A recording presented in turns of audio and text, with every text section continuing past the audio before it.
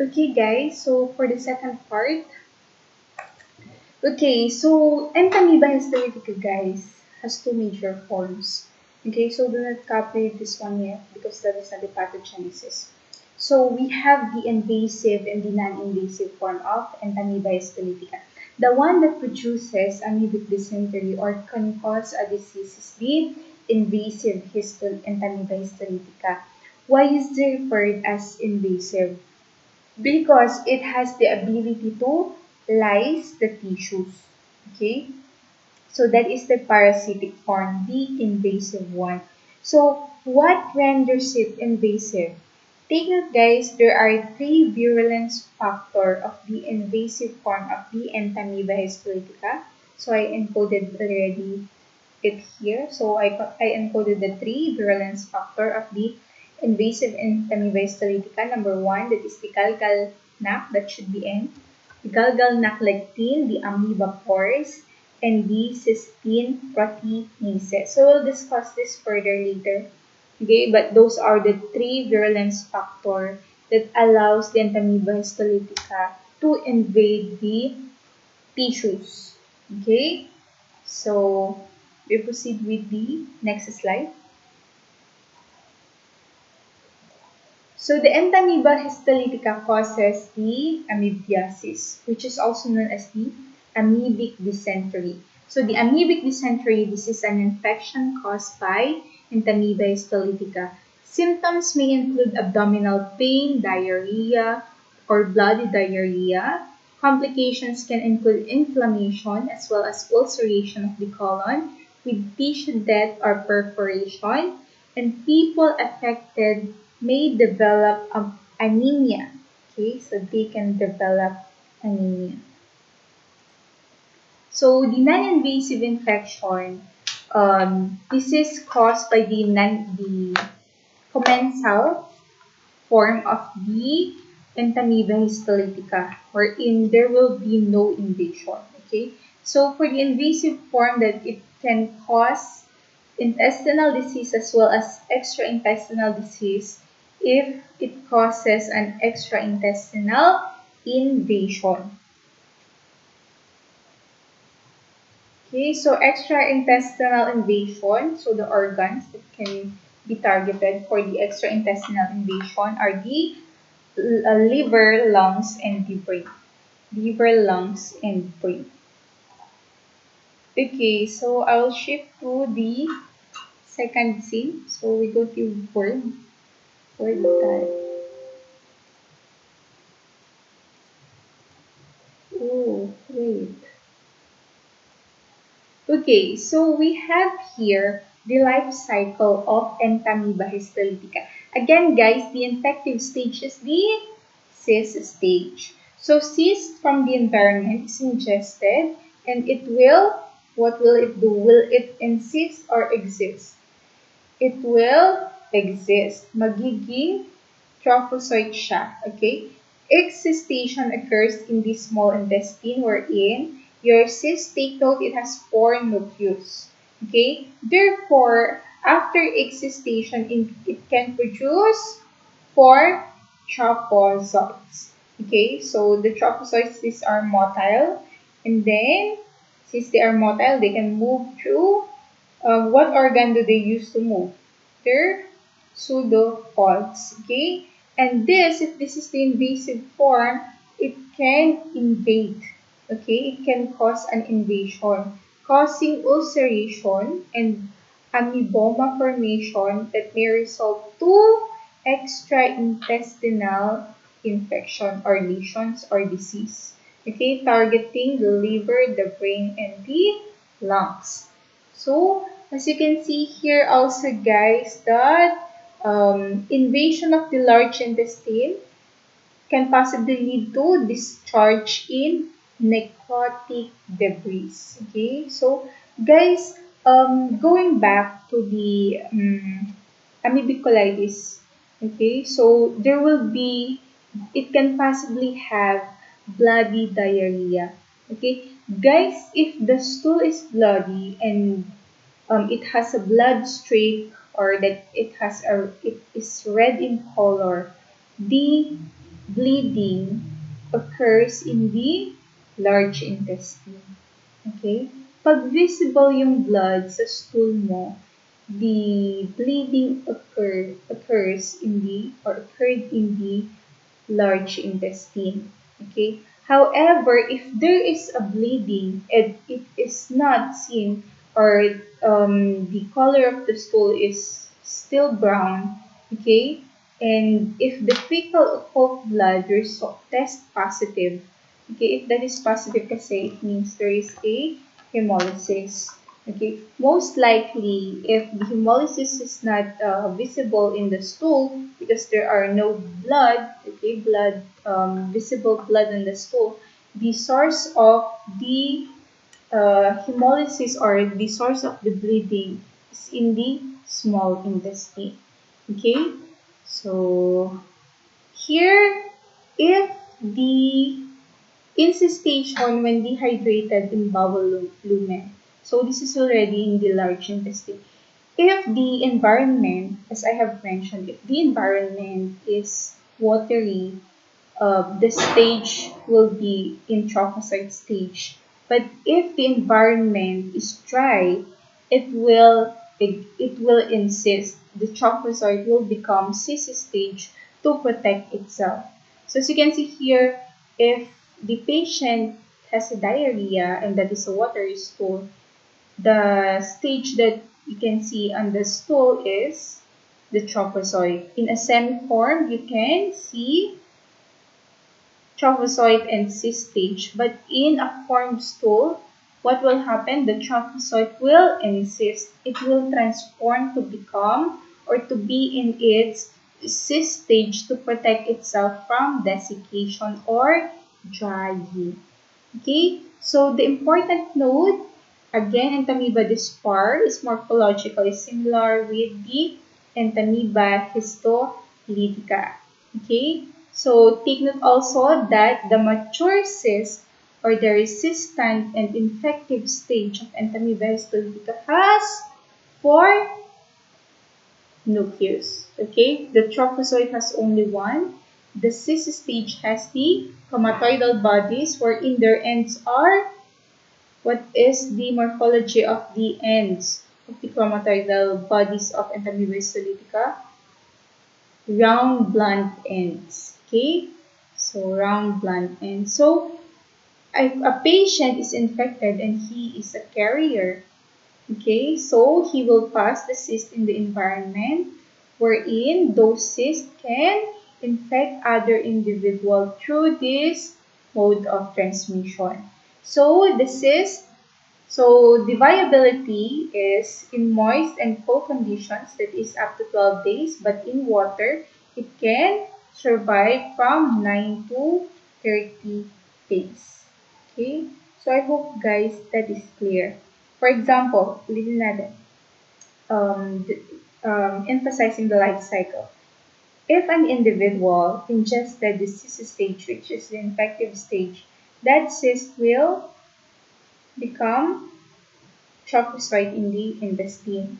Okay, and that trophozoite can cause invasion, okay, on other sides of the body, different organs, and it can cause invasion of the intestinal lumen of the large intestine, leading to bleeding, okay, which may lead to bleeding. And that bleeding can be seen in the stool of the patient because of a bloody stool, okay, but not in all cases.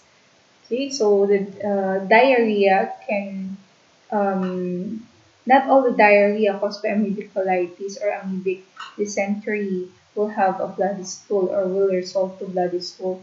And after that, the infected person can pass the trophozoite or the cyst stage in his stool.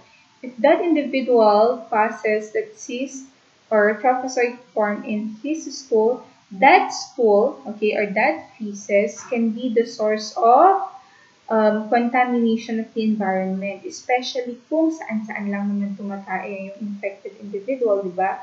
Okay, even if they are using proper sanitation, okay, or kahit maayos naman yung ano nila, they have sewage system.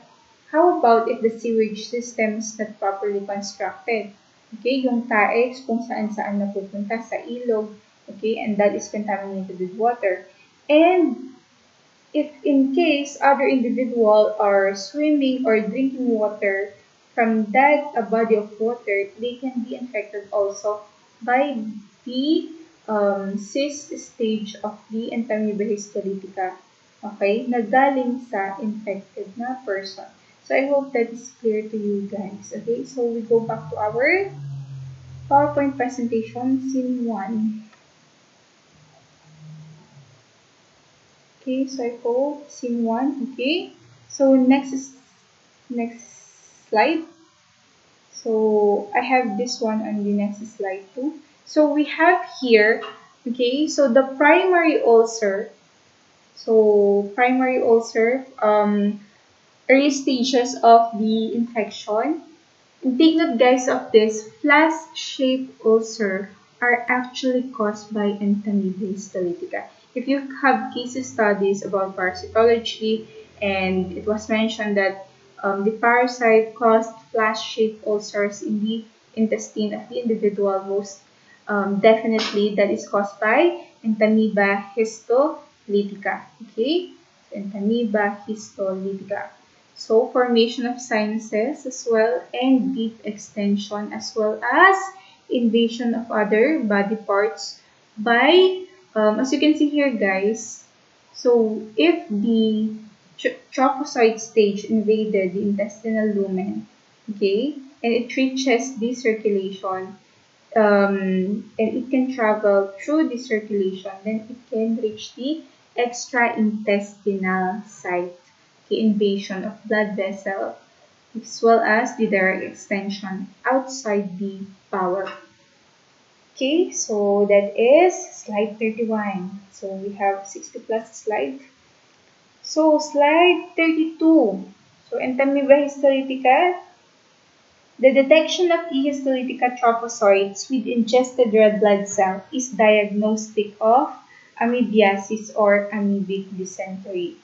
Okay, so the standard method of identification is microscopic identification of trophozoite and cyst in stool. But guys, take note that E. histolytica and this spore are morphologically similar. Okay, take note of that. That's why in reporting, from the seminar uh, that I attended, the speaker mentioned that if you see only cyst in the stool sample, okay, so you cannot report it as Entamoeba histolytica. You should report that as cyst of Entamoeba histolytica slash Entamoeba dispar. Okay, so you would place that in the result form because you cannot make a definitive diagnosis when you only saw the cyst stage. Okay, so diagnosis of intestinal amoebiasis rests on finding either trophozoites in diarrheal stools or cyst-informed stools. Diarrheal stools should be examined within 1 hour of collection to see the amoeboid motility of the trophozoite. And what is the motility of Entamoeba histolytica, guys? That is progressive. Okay, that is directional. So the trophozoite characteristically contains ingested red blood cell. So we have here methods for the diagnosis. Direct fecal smear is the most common method for identifying parasitic infection, especially if that is intestinal. And the most common sample used is the stool sample. Okay, so you can use also other stains like iodine to enhance the different structures that is present in the stage of the parasite. Okay, to make it more visible, the different structure. Okay, to make the different structure more visible. Okay, number 2, the FACT and the MIFC. These are concentration technique and these are sensitive for detection of cyst.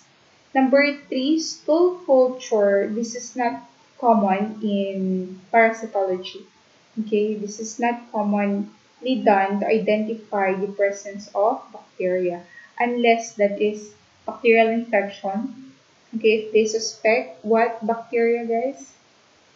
Okay, we have the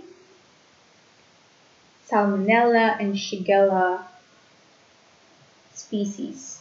Okay, so this is for bacteria causing diarrhea. Okay, so serology.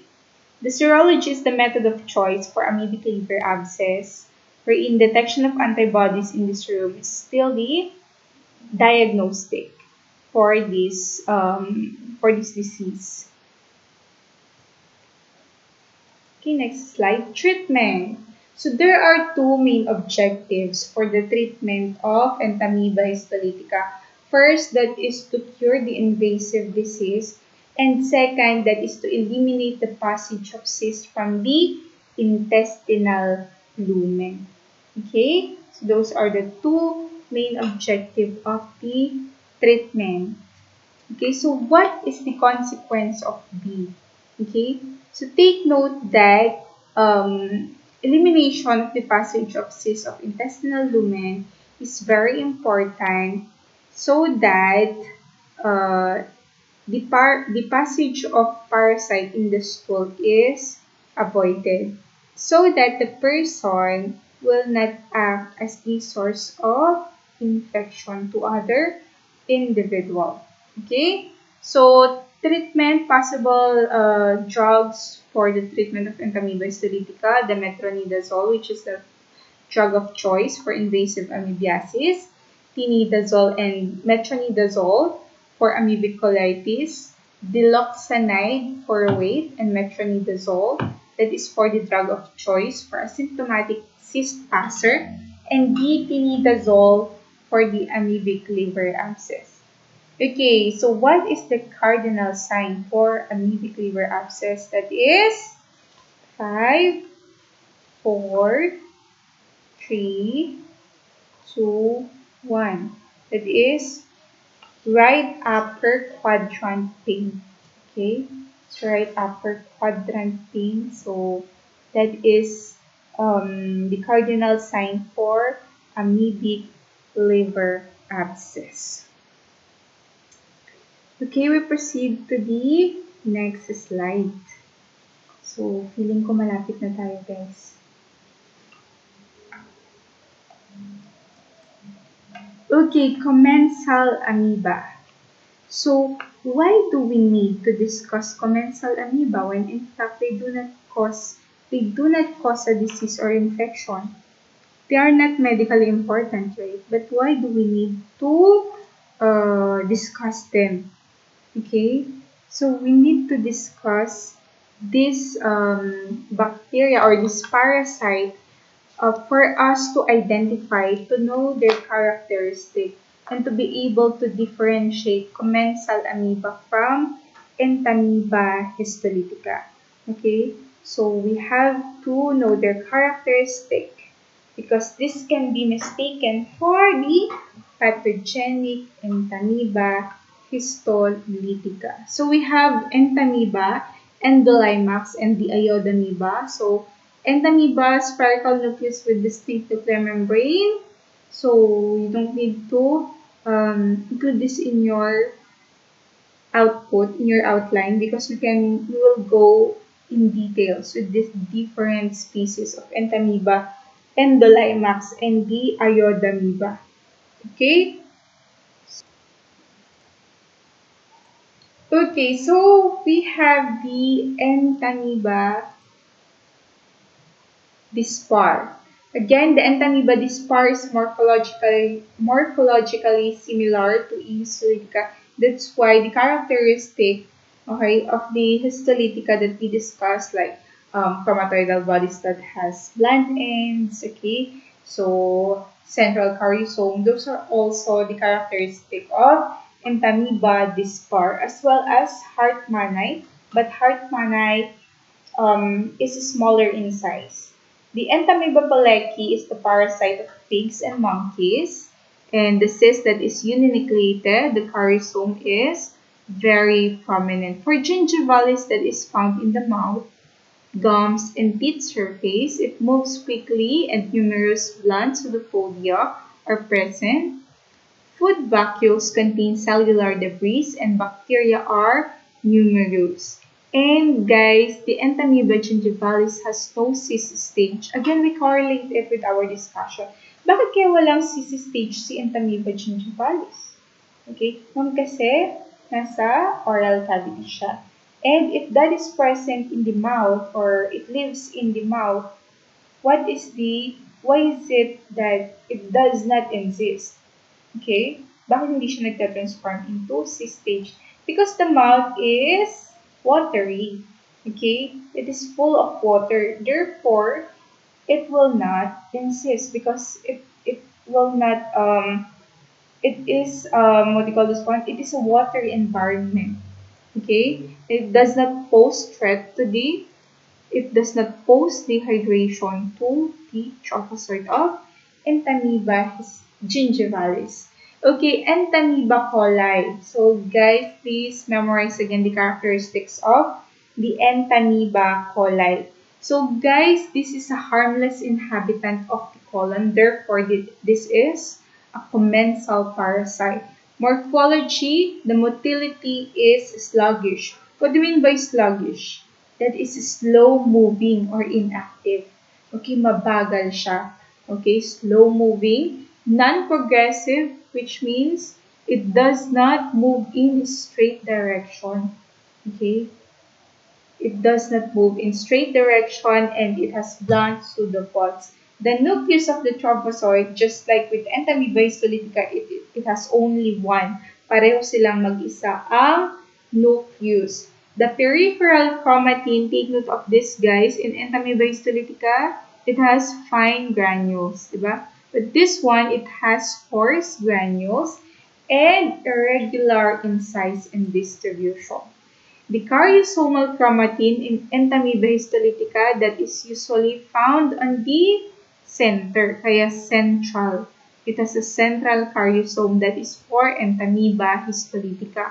But for Entamoeba coli, that is usually eccentric. What do you mean by eccentric? Nasa gilid, wala siya sa gitna. Okay? Coarse, often vacuolated cytoplasm. So, as you can see here, guys, the Entamoeba coli has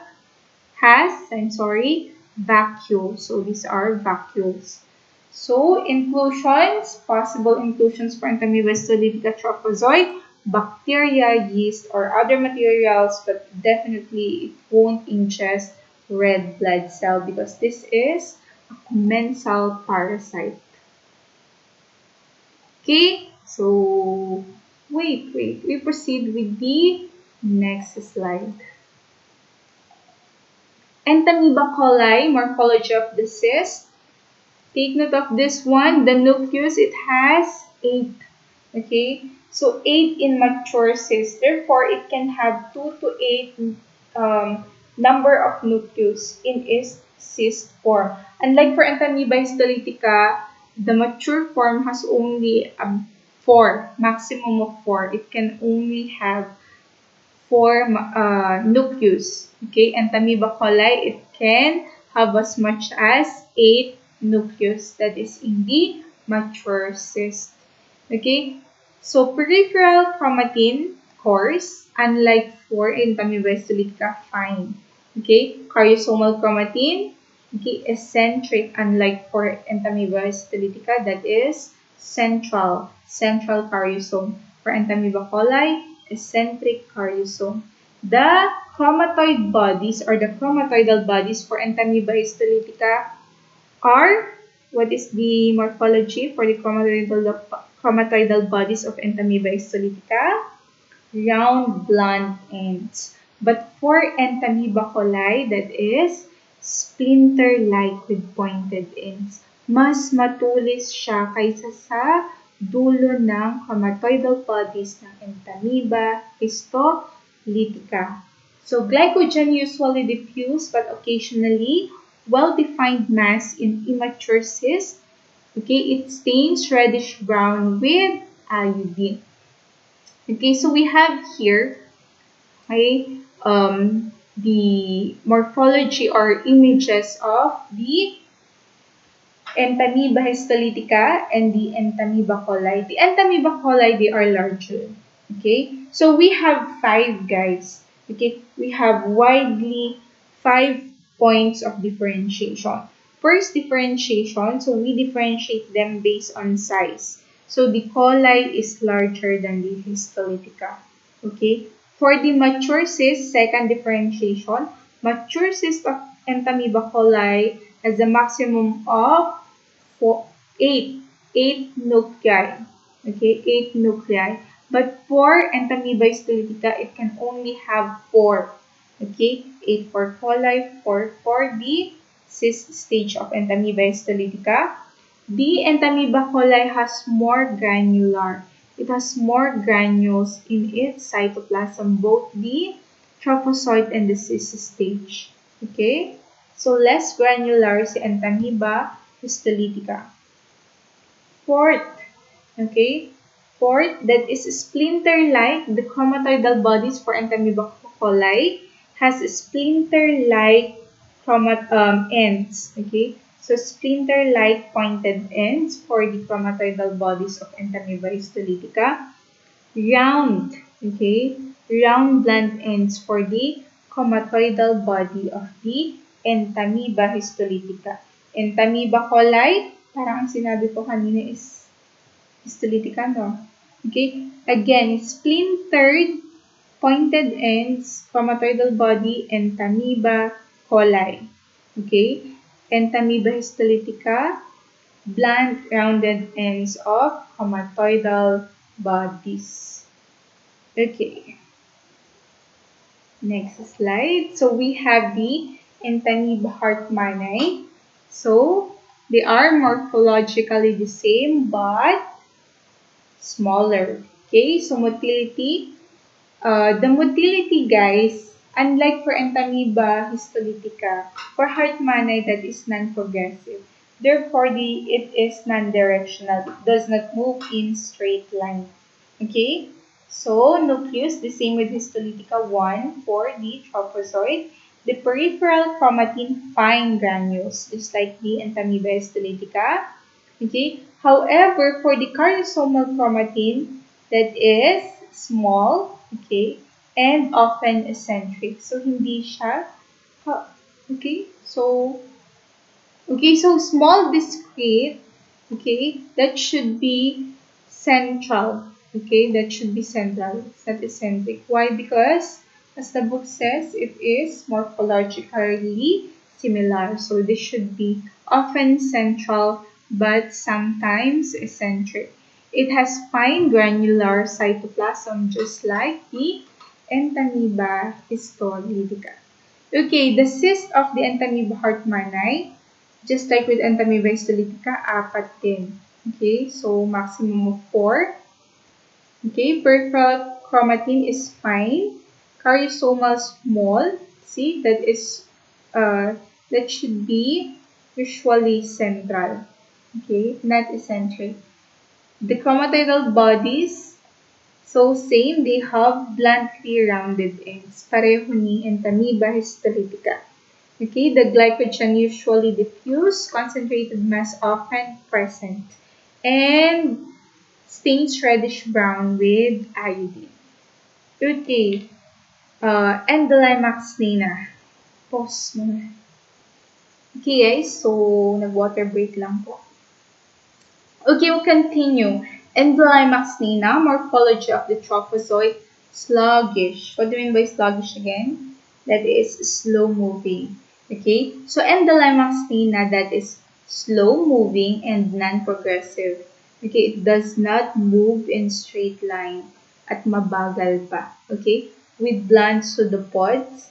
Nucleus 1 for trophozoite. So guys, as you have noticed, in the trophozoite stage, you only have one nucleus, regardless of the species, either or even genus, either that is Endolimax, Iodamoeba, or Entamoeba.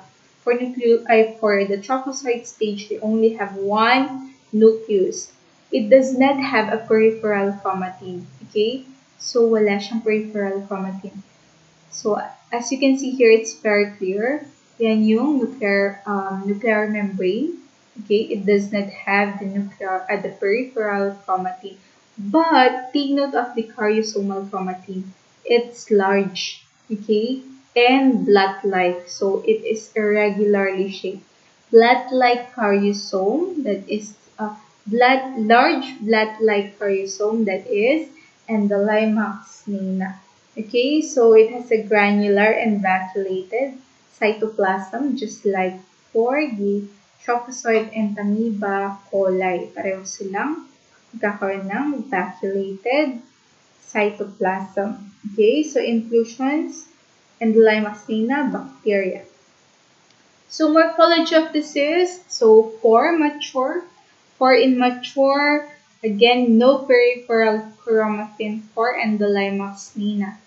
Okay, no peripheral chromatin for Endolimaxina.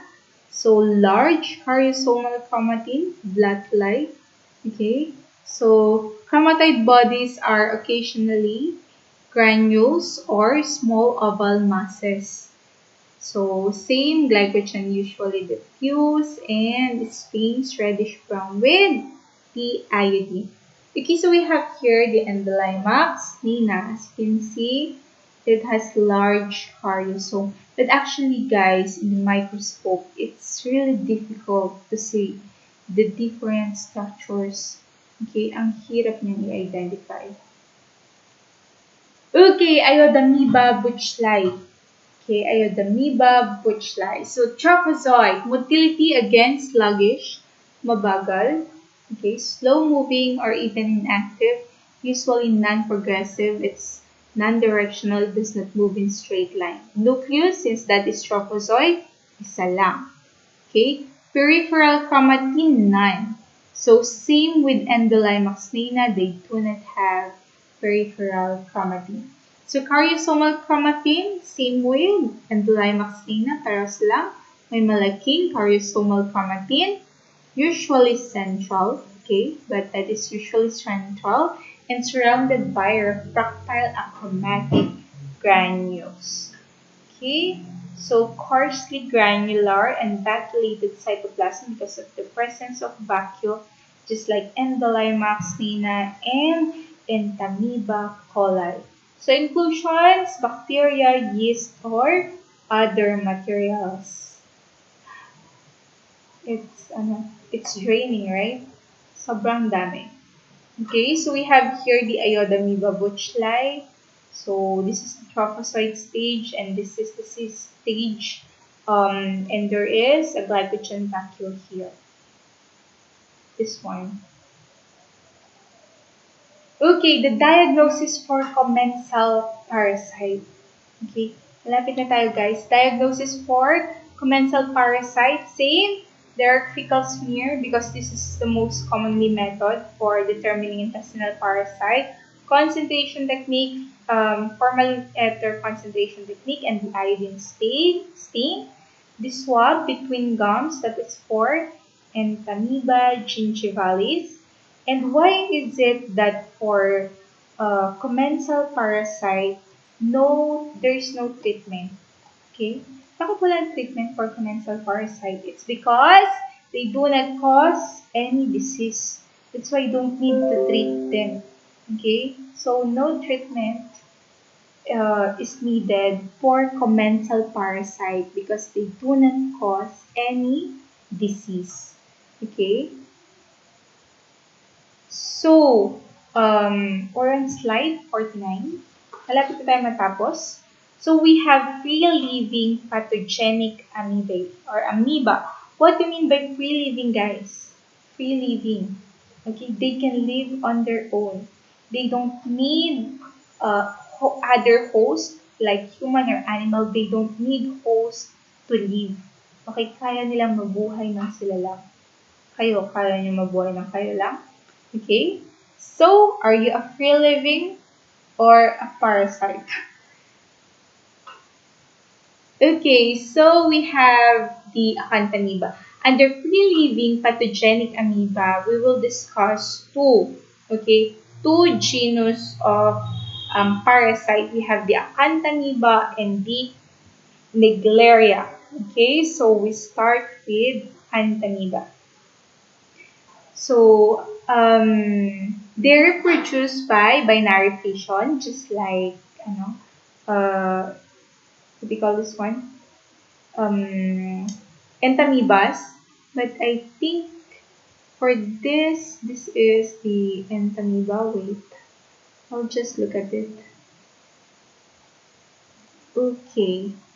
Wait, I'm a bit doubtful because I think I read that it was through mitosis. Oh, see? Guys, so the method for reproduction of the Acanthamoeba species is through mitosis. Okay, so please correct this one. It should be mitosis. Okay, they reproduce through the process of